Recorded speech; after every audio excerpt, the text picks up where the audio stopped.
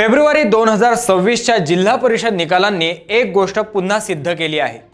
चिन्ह बदलली, युत्या आघाड्या बदलल्या, पण आडनावं तीच राहिली। कुठं आमदाराची पत्नी, कुठं खासदारांचा मुलगा, तर कुठं पुतण्या। लोकशाहीत सामान्य माणसाचा मुलगा मोठा होणार की फक्त साहेबांचा वारसदारच खुर्चीवर बसणार? नमस्कार, मी प्रथमेश।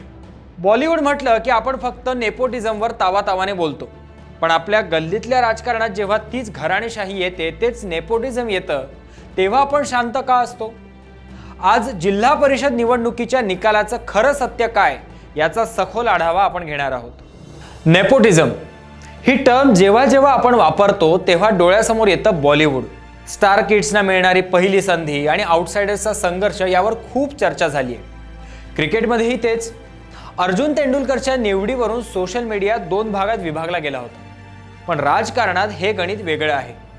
इथे संधी मिळत नाही तर वारसा हस्तांतरित केला जातो। जिल्हा परिषद ही लोकशाहीची पहिली पायरी मानली जाते, पण 2026च्या निकालात याच पायरीवर प्रस्थापित नेत्यांच्या नातेवाईकांनी आपली जागा पक्की केली आहे। आता नजर टाकूया महाराष्ट्राच्या त्या भागांवर जिथे घराणेशाहीचा झेंडा फडकताना दिसला। पश्चिम महाराष्ट्रातील सांगली, सातारा, पुणे हा भाग घराणेशाहीचा बालेकिल्ला मानला जातो। साताऱ्यात आमदार महेश शिंदे यांच्या पत्नी प्रिया शिंदे यांनी विजय मिळवून घराणेशाहीची परंपरा कायम ठेवली, तर सांगलीत दिवंगत आमदार अनिल बाबर यांचे पुत्र आमदार सुहास बाबर यांच्या पत्नी डॉक्टर शीतल बाबर यांनी मोठ्या फरकाने विजय मिळवला। मराठवाड्यातील धाराशिव आणि लातूर। धाराशिवमध्ये आमदार राणा जगजितसिंग पाटील यांच्या पत्नी अर्चना पाटील यांनी बाजी मारली। हे घराणेशाही पिढ्यानपिढ्या राजकारणात सक्रिय आहे। कोकणातील रायगड आणि रत्नागिरी। कोकणातही हेच चित्र दिसलंय। रायगडमध्ये तटकरे, गोगावले कुटुंबातील आणि रत्नागिरीमध्ये उदय सामंत यांच्या जवळच्या नातेवाईकांचा दबदबा या निवडणुकीत दिसून आला। उत्तर महाराष्ट्रातील जळगाव आणि नाशिक। जळगावात महाजन आणि पाटील कुटुंबातील दुसऱ्या पिढीने जिल्हा परिषदेच्या माध्यमातून राजकारणात एंट्री केली आहे। पण आता प्रश्न असा पडतो की ही नावं फक्त राजकीय वारसांमुळे निवडून येतात की कामामुळे, त्यांच्या कर्तृत्वामुळे? गेल्या काही वर्षात आपण पाहिलंय की स्वर्गीय आर पाटील यांचे सुपुत्र रोहित पाटील यांनी कवठे महांकाळमध्ये स्वतःच्या जोरावर सत्ता खेचून आणली।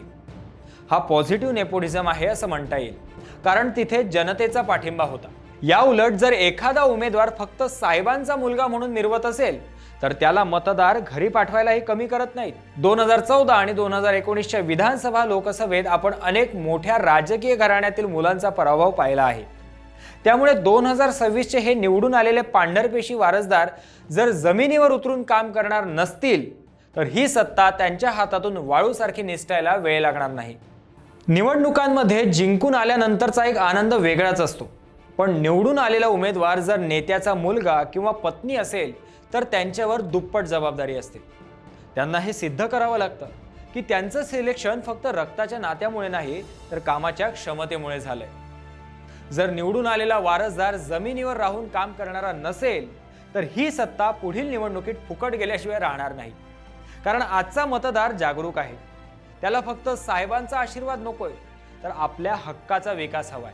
शेवटी घराणेशाही चुकीची की बरोबर याचा फैसला ईव्हीएम करत असतं। लोकशाहीत कोणाला निवडून द्यायचं हा अधिकार तुमचा आहे, पण मतदान करताना उमेदवाराचं आडनाव बघण्यापेक्षा त्याचं व्हिजन पाहिलं तरच ग्रामीण महाराष्ट्राचा खऱ्या अर्थाने विकास होईल। तुम्हाला काय वाटतं? जिल्हा परिषदेत ही घराणेशाही असणं गरजेचं आहे की सामान्य कार्यकर्त्याला संधी मिळायला हवी? कॉमेंट्समध्ये नक्की सांगा। आमचा व्हिडिओ तुम्हाला आवडला असेल तर नक्की लाईक करा, शेअर करा आणि आमच्या चॅनलला सबस्क्राईब करायला विसरू नका। धन्यवाद।